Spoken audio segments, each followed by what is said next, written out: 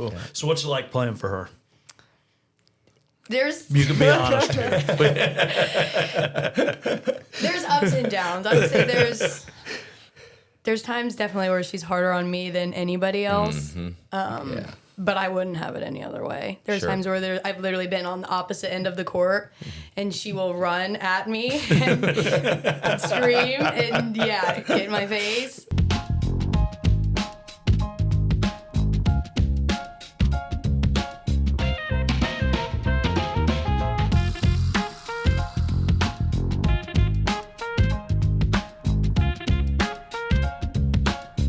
Well, joining us at the table today are a couple of folks from Millikin basketball. Yep. Elyce Knudsen, All-American performer for Millikin University, and head coach Olivia Lett. So thanks for joining us. Thanks for having us. Yeah, it's good to have you here. You guys had a heck of a good season this year. It was a lot of fun. It was. Yeah. That's all I tell people is, you guys had a great season. Well, it was a lot of fun. So, who's your biggest rivalry?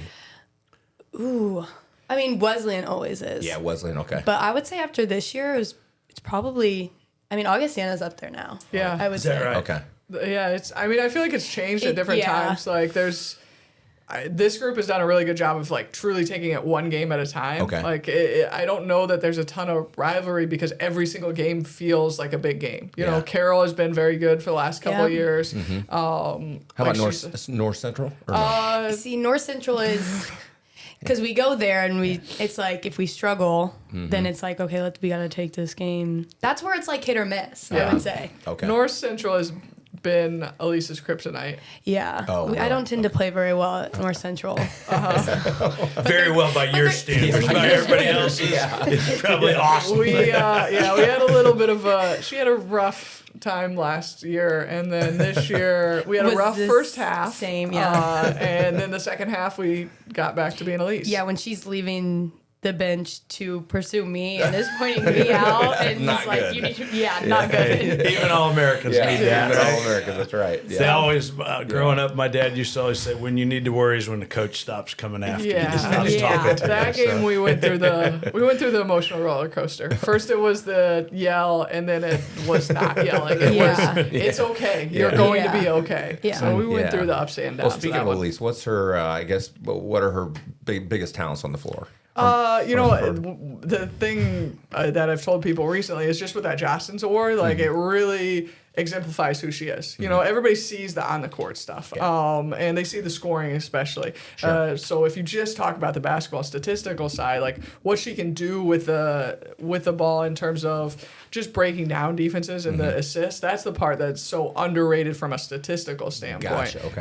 But from a person standpoint, you know, the Jostens Award really does personify her. It's about the other parts. You know, she can get her teammates to play so hard for her because they know how much she cares and how much she cares about them. That's awesome. How much she cares about winning and losing, but how much she wants them to succeed. Tell us about the Jostens Award. Yeah, I was going to ask that because Like I did some reading about it. It's pretty awesome when you are the ONE in the entire country. I would say last spring we had talked about it.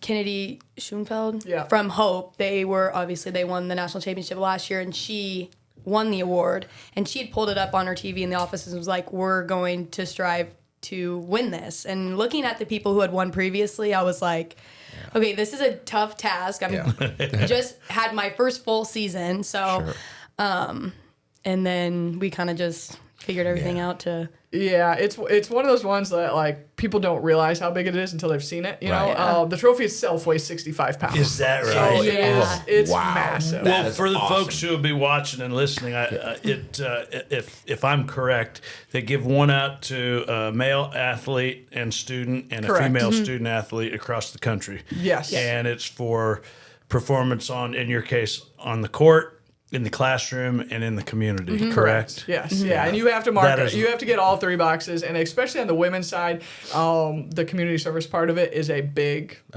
part of it. Okay. I would say that in the classroom are two really big deals, and then you've got to pretty much check that All-American box too. And so for Elyse, which she was, right? Yeah, we had already done the All-American thing. All-American thing. And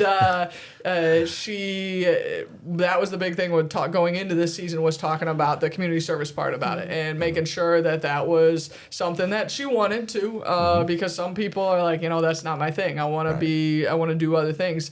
But she's talked a lot with me throughout her career about why she's at the Division III level too, is she cares more about those type of things. She wants the career that she's going to get after this, and she doesn't want to be just a basketball player. Sure. And so for me, I knew about this award, and I was like, this is something that is what you're talking about. It's everything that you talk about wanting to be, and so this is what you got to do in order to have a chance to go get it. Yeah. And she was, Awesome. credit to her was that she went and did those things this year too. Sure. What kind of community awesome. service? So we actually started, me and Bailey Kaufman, we started a book club. She had talked about when she was at Southern, they kind of just like read to the kids in the area. So we were kind of just throwing around ideas, something that hasn't really been done from the university as a whole. So we started a little bit of a book club, and then unfortunately Bailey broke her jaw. Oh no. Yeah, so it kind of, it Kind of hurt the reading. It's hard to read out loud with your- the circumstances definitely changed. And then we are involved tremendously with MRI, Macon County Resources Indicator. yeah. Yeah. Okay, yeah. So we get the chance to spend time with the individuals there with field day. Their individuals come to a lot of our games, so Okay. hanging around them. And I mean, we've even now thrown around ideas to kind of just expand, like doing like a kids night at Griswold, and just That's a different lot, things that haven't been done. And Yeah. Sure, that's awesome. so, Love it. yeah. Very cool. So this was your third year. Yes. So you'll be a senior next year Yep. And then and have the opportunity to play another year. But is it the Correct, the because COVID that first year was the thing? COVID year, so we Okay. only Right. played Would you play 14. 10 or 11? Okay, played 14 14 games our first year, went 11-3, and won the conference. And so that one was interesting. It's so short, you know. yeah. And so as a freshman, you kind of get gypped out of Right. some of those ups and downs that you have freshman year. You know, her first game, I think she had 7 turnovers, and we battled through that. I think later on that season, we went up to Wheaton, and I think she had 30 points. And it might have been the next game. We turned around and went to Wheaton. She had 30 points, and so it was a quick up and down season, but didn't quite get that experience to. You know, she was gypped out of getting freshman of the year for the country, and because they didn't give it that year, and gotcha. I think would have been a favorite for that, and so that's one of the cool things about kind of just continuing to push for some of these other awards. Yeah, gotcha. Yeah. So you've been there. Was this your 5th season? Yeah, just finished my 5th season. And building a heck of a program. Yeah. I mean, watching what has happened. And we're 24-5 this year. Does that sound right? That sounds about right. I know. I'm not looking at a actually few sure. things, so yeah. I know it was rough at the beginning, and that's the part that sticks with you, right? Right. And then we lost 2 games in the second part of the season. So yeah, I think we lost 5 total. Not sure how many we won, but those losses stick with you a little bit more. What is it about competitors that the losses are what you remember much more than the wins? Exactly. Right. And graduating a senior class now, that just changed everything. You know, we were right? talking about it earlier a little bit. This class, I think they went 74-20 something. And their first season, we went 16-11. The year before that, we went 8 and something without them. And so for a class to come in here and make as much of a change as they did is just impressive. You know, it's going to be tough to lose them. And I think that's going to be a weight on her and some of the kids that are still with the program too. Yeah. So as a player, it says you won a national championship and then finished 4th the year before that, right? Yes, correct. So And you played at Wesleyan? Sorry, I Brad. did play at Wesleyan. At Wesleyan, yeah. That might add to that rivalry a little bit. That's what I wondered when you mentioned that Definitely, earlier. Yeah. So what's that experience like, winning a national? I mean, was it just unbelievable? Yeah, it's one of the reasons that honestly it resonates so much with the Division III side of it is that you have a chance to play in a Final Four, to win a national championship. So many Division I and Division II schools, the best you're ever going to do is win a conference championship, right? Which is awesome. Yeah. Right. But to be able to win a national championship and actually like raise one of those trophies, people think you got to play at D1 or D2, but it's different, and you get to play in front of your family and friends the whole time. So my junior year, we actually hosted the Final Four at Wesleyan too, and it was a packed crowd, standing room only. It was awesome. That's awesome. And then up at Hope, they just always draw an amazing crowd. And so my senior year, we played up at Hope and won it up there. And again, it was a great crowd, bigger crowds than a lot of people play in front of. And my whole family and friends got to come. That doesn't happen at a lot of places. Yeah, that's awesome. Yeah, you've mentioned Hope a couple times. Are they kind of a traditional power in Division III women's basketball? They're definitely kind of that mark that everybody's pushing for. They've created a great program, and then they've got unbelievable facilities. So that's unbelievable. I mean, it's very similar to, I don't know if you've ever been to the Bradley Women's facility, but it's about a 3,000 seat, maybe 4,000 seat facility, and just they fill it out. You come in, it's got the big. You fill in from the top. It's the bowl style.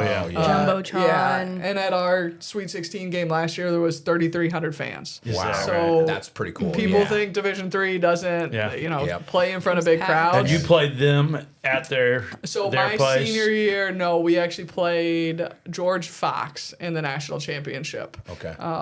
So we played, but they hosted.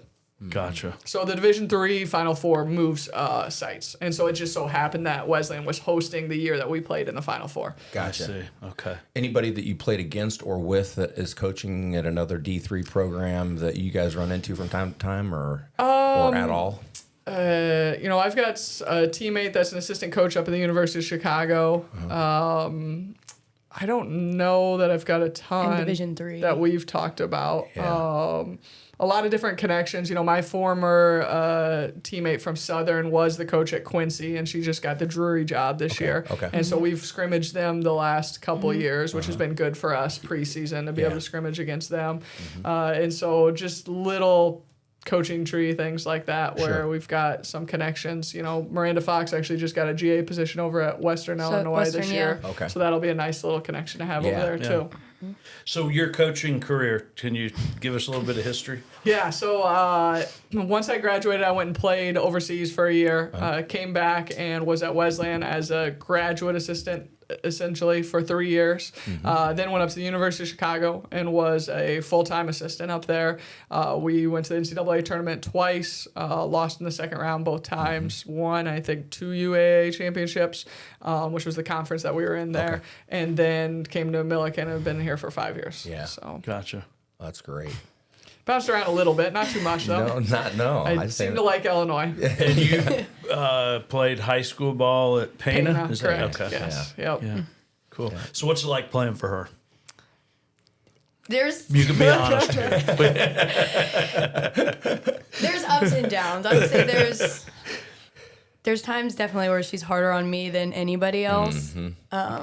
But I wouldn't have it any other way. There's times where I've literally been on the opposite end of the court, and she will run at me and scream and get in my face. And it's funny because sometimes I can see like my teammates behind her, and they'll just be like, I'm like, oh yeah, this is happening right now. This is happening. But I mean, everything. I mean, I've gotten the chance to talk a little bit about her coaching style and how well it plays into my game, and she's definitely enhanced my game in the past couple years, and that's what I wanted when I committed to come to Millikin, to enhance my game. And then now winning the Jostens Award, kind of just being involved with Macon County and everything outside of basketball. And we have conversations. I come in her office, I'm like, sometimes I'm tired of being associated just with basketball, and she gets that, and that's awesome. That's nice to have in a coach, of course. Yep.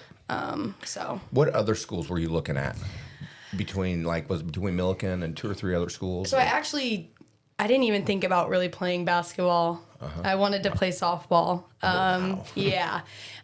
Dual sport athlete. Yeah, just because I played more travel softball growing up and was never really around AAU in basketball competitively outside of high school. Gotcha. So I was thinking about going to a junior college and then deciding if I even wanted to play after 2 years.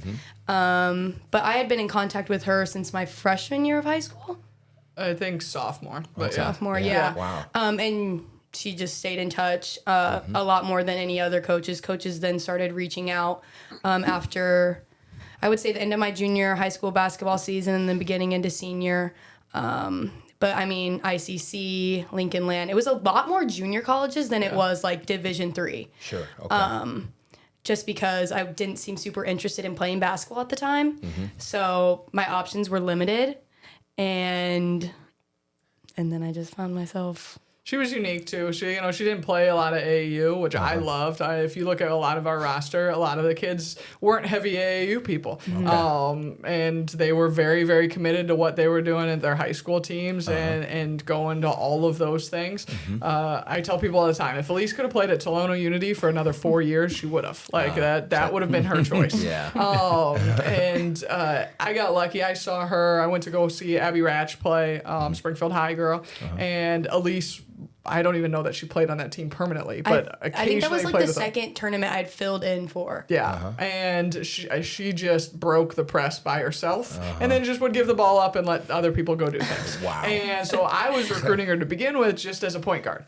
That's what I wanted her for. And I just saw the way that she handled the basketball was just different. And so we were on her early. Her cousin actually wrestled at Millikin, and so that was a helpful just having that connection and having them be able to kind of push it a little bit, but also just know the family part of it, because to her that was such a big deal. I think just getting to know her, and she's told me before, it was a lot of it was about the fact that we talked more about her being successful at Tolono than we did about her career at Millikin. Gotcha. We talked about hey, you need to do this differently, or do this, or work on this, or do this cut, whatever, to try to make her successful there, because I could see how important that was to her. And so it was less about, hey, come here and do this in the future. Sure. Finish where you're at, because that's clearly very, very important to you, and do everything you need to while you're there. And it worked for us. We got lucky. Yeah. Yeah. So she was there first and often. Yeah, it was. I remember after we played at Bloomington Central Catholic and she came there, and after the game, it was less like, here's the proposal for you to come here, but what did you think you did bad? What did you think you did good?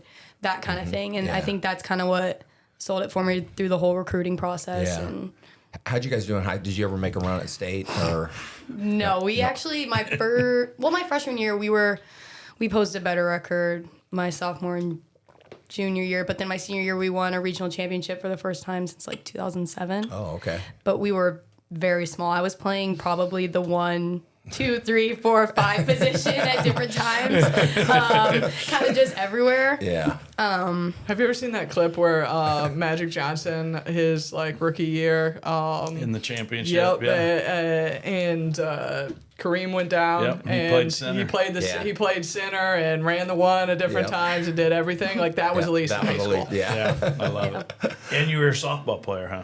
And apparently loved that as well. Yeah. Yes. That's awesome. Very good shortstop. Yeah. Yep. So initially we started with that proposal too, was you can Dual come play sport. both sports, and pretty quickly, I don't think she even set foot on campus before she decided she didn't want to play softball. So COVID kind of was, in a way, a saving grace with the cancellation of that softball season. It kind of was just okay, let's just do basketball. And I think at that point we were in contact enough, so... Yeah. So you read about players shooting the ball a lot, practicing, and you're shooting 500 shots a day or whatever. I mean, do you practice a lot on your shot, because obviously you're a scorer? Yeah. I think it's a little bit of everything. Obviously, we have conversations during season. It kind of is up and down, just because the way physically I feel. I tend to play. I average, 35 minutes, close to. But any chance I can get, if it's form shooting, I like to do a lot more ball handling than I do shooting. Gotcha. But she's probably downplaying it a little bit. She's We're so surprised. I would say in summer focus. Yeah. Summer is the time where I'm gonna hone in on a lot more of what I feel I need to get better at with my own skill set. Do a lot of the basketball players stay on campus or go home?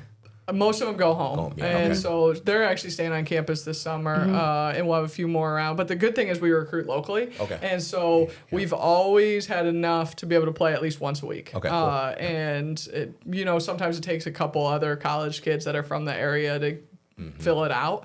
But I think this year we'll be close to 10 of our own kids once a week to be able to play pickup. And that's something that they organize, which is a weight that people don't realize how difficult that is when you're trying It's to hard like to get co- 10 it's people hard to to the corral same 10 spot. people. Yeah. But I do think it's a big advantage for us too that they get to still play throughout the summer. Sure. Even if it ends up being 3-on-3 later in the week too. Yep. Yeah. Ever regret not playing softball? Sometimes, yes, when I'm watching Millikin play a little bit. But I don't know. I feel I can't see my decision being anything else. And Yeah. Sure sounds like it's worked out pretty well. yeah, it definitely has. Yeah. Just a little bit. And then on top of it, Yeah. you're a straight A student. Yeah. Yeah. That's terrific. Finance Thank you. major. Yep. Do you know what you want to do when you get out of college? I've talked around. I've thought about still staying around basketball. A lot of people back home would love to see me give back to the community in that kind of way. Sure. I mean, I don't think I can ever stray too far away from basketball, whether that's coaching, things like that. So I don't know. I mean, I'd like There's to hopefully 2 more years to make Yeah. that decision. Yeah, you got No lots of pressure. time. See, Lots of time. that's yeah. where it's. Yeah. And I heard Brad say earlier, Peerless was back in for the NIL deal we're, with you. yeah, So, we're in for another year for sure. yeah. Because that was Yeah, awesome. well, way to make Peerless proud. That's for Yeah, sure. exactly. For our Yeah. first year, we Yeah. worked out very Knocked it out of the well. park. Kind of hit the jackpot. Yeah. Yeah. Do you come from a competitive family, athletic family, or Not my parents. My mom played softball in high school, and my dad really didn't. Kind of just worked his whole life in high school. But my cousins played basketball for Unity. They actually played with Brian Cardinal, who ended up going to Purdue and then played for the Dallas Mavericks. Yeah, I remember him. Yeah. So he was Yeah. a great family friend of my mom and her cousins growing up. So was his dad a coach, or no? Maybe not. I'm not sure. Okay, I do remember him though. Yeah. Okay. But yeah, my cousins in that kind of way were very competitive. But my mom likes to say I got my skill set from them rather than her. She only played all around the road with me in the driveway, and that wasn't super competitive in any way. Right. But no, I would just say I hung around with boys more, and they played sports a little bit more competitively, and I think that's maybe kind of where I got it from. And Sure. she could probably say the same thing growing up. Yeah. So Definitely. I had a father who was a football coach though, so that was a little bit Yeah. more intense for me. yeah. Do you have brothers and sisters? Yes, I have 2 younger siblings. My sister is going to be a sophomore at Eastern, and then my brother is going to be in 8th grade next year. Okay. So We recruited the whole family to Yeah. Millikin. yeah, My grandpas and Grandpa, everything. yeah. Oh, that's great. Well, I'm sure they love having you close to home, so they Yeah. can come to all the home games. They probably can go to all the games, I would imagine. Yeah. I don't think my grandpa missed one. Oh, that's awesome. Yeah. Yeah. That's another reason why I decided to come. I wanted them to be in the stands, and Sure. Yeah, it's got to be nice to be close enough where family can be there all Yeah. the time. Yeah. I think Or at least sometimes most kids of the don't time. realize how big a deal that is. You It's a know, huge maybe deal. their parents have been at every game their whole life, Yeah. and then all of a sudden they're not. Yeah. Right. Like that's different, especially if you're not playing right away, or if you're going through some of those tough moments. Yeah. You don't have your parents there. Like I that's know. just Yeah. Yeah. different. Yes. Agreed. And it helps our crowd a ton. Like we Yeah. we probably have one of the better crowds in Division III, and a lot of that is families. Sure. But then the other part is, We do them the- being out in the community and being involved in a lot of those yeah, things. we did like I don't know, what would you call that night? Like we did like the team night where we Mm-hmm. had like grade school, junior high, high school team. So like my own high school team came when we played Wesleyan at home, in different schools. DMAC, right? Yeah, it was a great crowd. Springfield High was there for Yeah. Abby. Oh, that's Yeah, it was probably the biggest crowd that we had. Yeah. Until the conference tournament at least, and it was a good night for just girls basketball in the area. Just to have, I think we ended up with 18 teams between junior highs and high schools. That's awesome. And Yeah. our athletic director was like, "You need to do this every night." Like, that crowd's great. I was like, "Well, I don't know if that's the same poll if we do it every night, but okay." Yeah. Well, that's terrific. And you said earlier when we were talking, I think coming up here to record this, you said that you do recruit locally, or you try to. And Yeah. That's always our goal. Like when I first came here, it was to control the area, and so we put a lot of effort in there. You know, in the 5 years that I've been here, we've had a Springfield Area Player of the Year. We've had Champaign. We've had, I think Bailey was runner-up in Bloomington. We've had 2 different Decatur Area Player of the Years. And so that's great. That's something that I think it has put our program on the map. It's really important to control your backyard. And for us, that's definitely been a big deal. I don't know that there'd been a ton of really CS8 kids that had gone to Millikin for women's basketball, at least since I had been in school. And, you know, they had some really good players from Rochester when I was in school. And then for us to be able to kind of get that pipeline going back was good. Yeah, that's awesome. So you've obviously developed a really strong winning culture. I mean, to do what you've done in the 5 years you've been there. What kinds of things would you say are kind of the bricks in the foundation for that?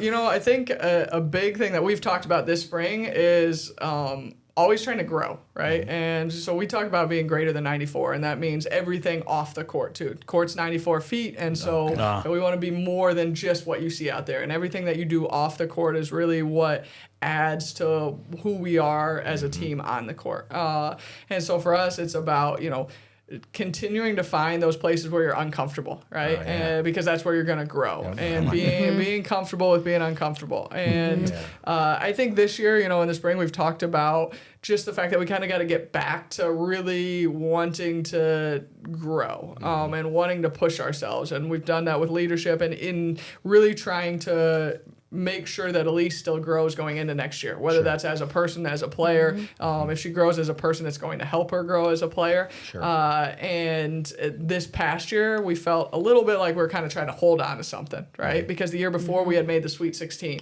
And so we wanted to just we wanted to make sure we got back there because we were bringing so much of the team back. We want to get back to that being super competitive in practice and making sure that not only are we working hard, but we're trying to beat each other out too, you know, because that's what allows you to be super successful when you get on the court. Yes. And so all those things go on the court and off the court too. And I think that's probably the main thing is making sure that it's not everything doesn't turn off when you get off the court. You've got to be a great person in order for it to work both ways. I love the phrase being comfortable, being uncomfortable. We talk about that around here with our folks. For sure, you know, and that's not easy for a lot of people, No. you know, because No. they like their comfort zones. Yeah, it's certainly not human nature to want to live in that space. Well, It's and to be in the comfort Definitely. zone, right? Well, she talks about part of the reason that we work is I'm very candid with her about things. And it's part of the reason that she's had as much growth as she has because she embraces that. She's okay with being told those things that a lot of people don't want to hear. Right. Sure. It's not about yelling and screaming all the time. It's about what you're saying. And so to some people, that seems like yelling and screaming just because of what you're saying. Right. Because they don't want to They hear don't it. want to hear it. It's the old locker room mentality. That's right. Right. Yeah. And she enjoys that, you know, she embraces at least that bluntness. And I think that's what's allowed her to really excel. That's Yeah, great. that's awesome. Yeah. I love So it. next year, what's next year look like? Before we wrap it up, what are your goals and what do you expect for 2023, 2024? It's always, I mean, conference championship. We like to talk about like what we were talking about in the. I feel like it's easy to put like, okay, conference championship, national title, but I think there's goals of like us competing again in practice. There's goals of, I don't know, that kind of thing of just getting one another better. And I mean, I have goals for myself personally on the leadership level, but I mean. I think right now, you know, we're really trying to take a look at the things that we didn't do well and like really dig in and find out like what did you admit, where did you fail, right? Because so many people don't want to admit where they fail. That's right. But you're not gonna be able to get to that next level. And so right now we're really trying to dig in and figure out where did we fail last year, where did we not reach what we wanted to do, so that we can attack those things. And so we've talked a lot about what practice is going to look like, and those things more than maybe the goals. Our goal is to make a Final Four, and then a national championship from there. That's everything falls into place type of thing. But our goal is always to make a Final Four, and I think that we're good enough to do that. We've lost to the national champions the last 2 years.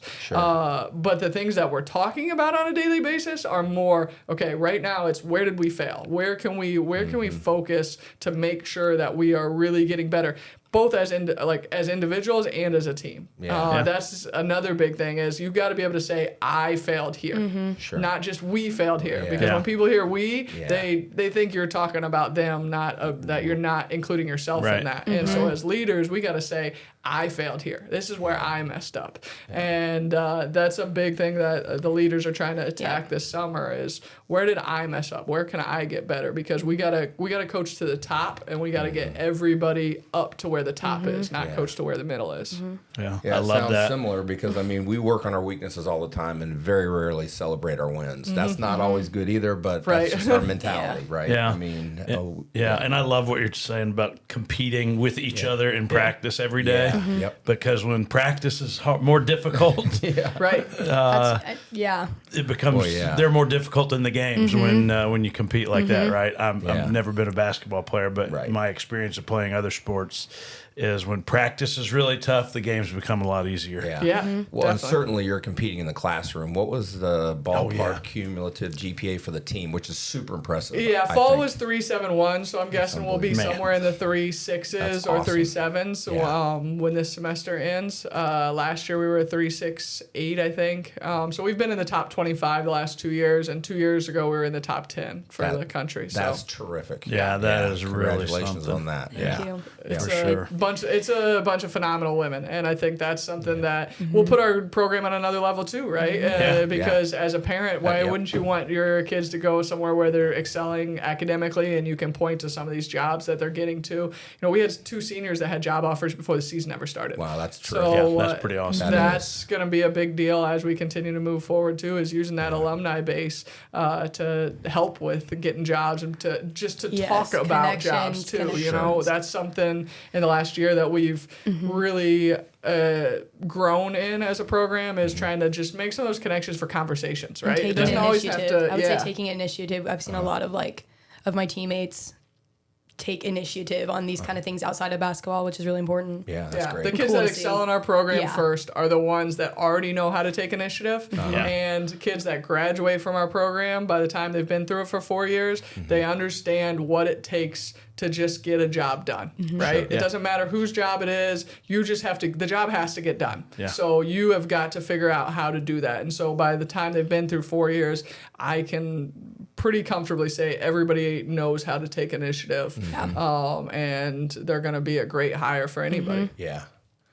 And I think our experience has been, hiring athletes has been a great thing for us, and the ones that have succeeded here have that work ethic that, oftentimes you're not getting with some of the other folks that are not athletic or haven't played sports, Right. Because winning is important for sure. As you know. It's not about just showing up for the job every day. It's about wanting to win at the job every day, right? And wanting to grow the business, wanting to grow your team, wanting to win in terms of whether that's make sure that your customer experience is great, or make sure that you make more money, or make sure that you win basketball games. You're just trying to win at whatever it is. The translation is unreal, I would say, from obviously being an athlete to then working outside of sports, I would say. We used to hire high school wrestlers because some of the things that we do is not very fun. Like, sucking insulation out of attics, getting in crawl spaces, doing sewer backups and things like this. But those kids were like, our project managers loved having them here because they worked their tails off. They never complained. You know what I mean? And the job just had to get done. done. So They're going to go until it's done. Yeah. And the more miserable for them, the better. You know how because I know you're good friends with Coach Burt. And, do you guys share some of the same leadership or coaching styles? Definitely. And I think that's something where Elyce has, that's a good thing at Millikin is I do think that there's a lot of crossover between different things. And Elyce has a good relationship with him too. And they talked about a lot of more the mental side of stuff, especially early on in her career. Yeah, just kind of visioning. He talked a lot about what can you vision for yourself as an athlete and as a student. And he said, literally, just take time before you go to sleep, or time when you do something every day to kind of just envision things. Yeah. And I think even just seeing Braden do what he did too has been good for her too, because in order to be as elite on an individual level as it takes to do what he did, what she's done, what some of our other players have done, you got to be okay with being different, right? Yeah. And that's not always easy on a college campus to be okay with being different. And so, when I first got this job, I told Coach Burt, I'm going to steal everything that you do, because they were a top 10 program in the country. Yeah. And if we're going to... And pretty quickly. Yeah, and if that's what we want to do, why would you not? Right? You guys have talked about that with your company too, right? You go talk to who's the best in the business. Absolutely. I'm not going to shy away from that. I'm going to go take everything that they do. All the great things that we've done here have pretty much been copied, Exactly. And you want to associate with those people. If you look around on campus, and now it's different. We've got quite a few conference champions and stuff of that nature. But I talk with our team about if you want to go win a national championship, how many people on campus have won a national championship? Right. So why do you want to be like other people on campus? You don't. You want to set that. You want to set that standard. You want to be okay with being different. And I think she's really embraced that. I think our team has really embraced that. Is like, we don't always get... it's alone at the top. She likes to say that a lot. So I like that. Exactly. Yeah. If you're the same as everybody else, you're going to be average. It is. Yep. Yeah. Good stuff. Yeah. Well, thanks for joining us. Congrats on a great year. Thank you guys for having us. Your All-American season. And now, if you win Jostens Award next year, will you be the first to ever win it 2 times? Yes. Yeah. Well, that is awesome. I suspect you have a really good shot. And I commend you for all the things you're doing off the court. So. Thank you very much. Thank you. And when you finish your next 2 seasons, and you're all done and wrapped up, then come see us. We might have a spot for you somewhere. So, thanks for joining us. Thank you guys for having us. Thank you. Good.